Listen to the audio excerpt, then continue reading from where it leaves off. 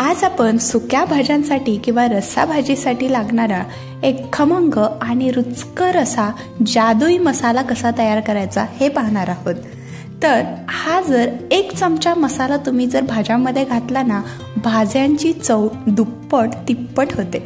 तर नमस्कार, मी प्रतीक्षा पुन्हा एकदा आपल्या सर्वांचं आपल्या लंबोदर किचनमध्ये मनापासून स्वागत करते।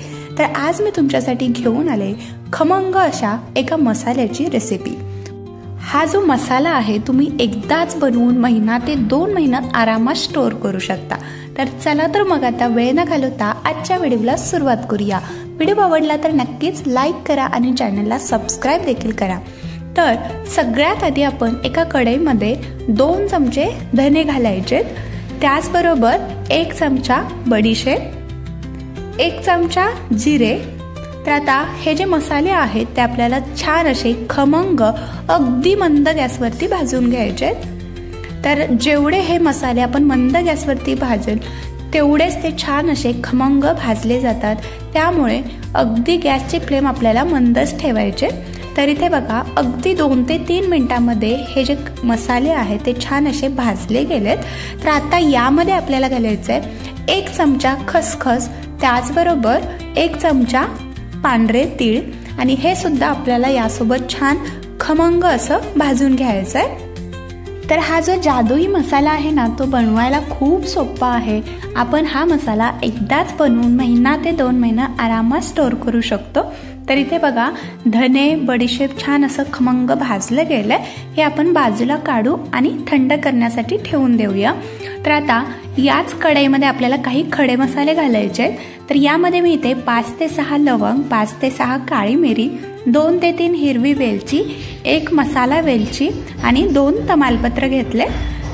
तर हे सुद्धा आपल्याला मंद गॅसवरती चांगलं भाजून घ्यायचंय। तर इथे बघा अगदी 2 मिनिटांमध्येच हे जे खडे मसाले आहेत ते सुद्धा चांगले भाजले गेलेत।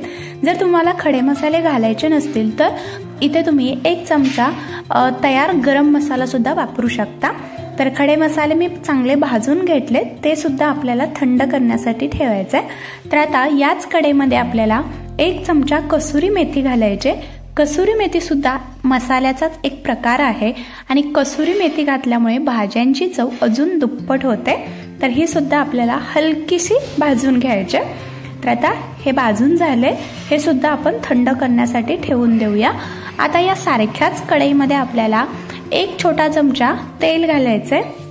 तेल हलकसं गरम झालं की यामध्ये अर्धी वाटी शेंगदाणे घालू आणि शेंगदाणे तेलामध्ये छान असे खमंग आणि अगदी साल तडकेपर्यंत भाजून घ्यायचे। जर का तुम्ही पहिल्यांदाच कोणती भाजी करत असाल किंवा बॅचलर असाल तर हा मसाला फक्त एकदा तयार करून ठेवा आणि भाज्यांमध्ये जर तुम्ही हा जादुई मसाला घातला ना, भाज्यांची चव अजूनच दुप्पट होते। तर इथे मी शेंगदाणे चांगले भाजून घेतलेत। आता याचमध्येच आपल्याला 10 ते 12 लसणाच्या पाकळ्या घालायच्या आणि हा लसूण सुद्धा आपल्याला हलकेशा डाग पडेपर्यंत चांगला भाजून घ्यायचा आहे। तर अगदी 1 ते 1.5 मिनिटांमध्येच लसूण देखील छान भाजला गेलाय। आता यामध्ये आपल्याला अर्धी वाटी किसलेलं सुकं खोबरं घालायचंय आणि हे जे खोबरं आहे ते देखील हलकसं तांबूस रंग येईपर्यंत भाजून घेऊया। तर हे जे सगळे मसाले आहेत ते आपल्याला मंद गॅसवरती चांगले भाजून घ्यायचे, कारण हा जो मसाला आहे तो आपण 1 ते 2 महिना स्टोअर करणार आहोत। जर तुम्ही मसाले चांगले नाही भाजले तर मसाला जो आहे आपण तयार करून घेतलेला तो लवकर खराब होण्याची शक्यता असते। तर इथे बघा खोबरं हलकासा सुगंध येईपर्यंत तांबूस रंगावरती मी भाजून घेतले, हे देखील आपल्याला थंड करून घ्यायचं आहे। तर इथे मी सगळे जे मसाले आहेत ते पंख्याखाली थंड करून घेतलेले आहेत। आता एका मिक्सरच्या भांड्यामध्ये आपण जे भाजून घेतलेले मसाले होते ते घालायचे।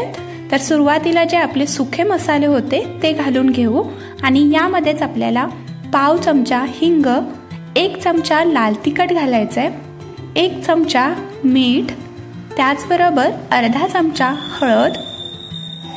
आणि आता हे जे मसाले आहेत अगदी छान असे बारीकसर आपल्याला मिक्सरमधून वाटून घ्यायचे। तर इथे मी हे जे सुखे मसाले होते ते छान असे वाटून घेतलेले आहेत। बघा अगदी खमंग असा सुगंध पसरलेला आहे संपूर्ण घरामध्ये। तर अगदी मस्त अशी याची पावडर तयार झालेली आहे. आता यामध्येच आपल्याला जे आपण भाजून घेतलेले खोबरं शेंगदाणं होतं ते सुद्धा यामध्येच घालूया. तर हे सुद्धा आपल्याला पूर्णपणे थंड करून घ्यायचं आहे आणि त्यानंतरच आपल्याला हे बारीक करून घ्यायचं आहे. तर आता हे सुद्धा मिक्सरला आपण बारीकसर असं वाटून घेऊया.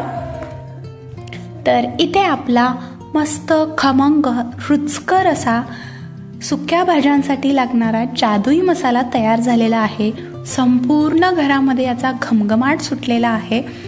तर अगदी बनवायला सोपा आहे, झटपट होतो आणि अगदी महिना ते 2 महिने तरी आरामात टिकतो. तर आता आपण हा जो मसाला आहे तो भाज्यांमध्ये कसा वापरायचा हे पाहणार आहोत. तर इथे मी काळ्या चण्याची उसळ तयार करून घेतलेली आहे. संपूर्णपणे शिजून तयार झाले आणि सगळ्यात शेवटी आपल्याला फक्त 1 चमचा हा जादुई मसाला यामध्ये घालायचा आहे. थोडीशी बारीक चिरलेली कोथिंबीर घालायची आणि 1 ते 2 मिनिटं आपल्याला फक्त असं हे परतून घ्यायचं आहे. तर मसाला घातल्यानंतर जास्त वेळ भाजी नाही शिजवायची, म्हणजे त्याचा जो फ्लेवर आहे तो तसाच राहतो. तर हा मसाला तुम्ही सुक्या भाज्यांसोबत रस्सा भाजीसाठी सुद्धा वापरू शकता. तर आजचा हा व्हिडिओ तुम्हाला कसा वाटला हे मला कमेंटमध्ये नक्की कळवा. व्हिडिओ आवडला तर नक्कीच लाईक करा, चॅनलला सबस्क्राईब करा. धन्यवाद.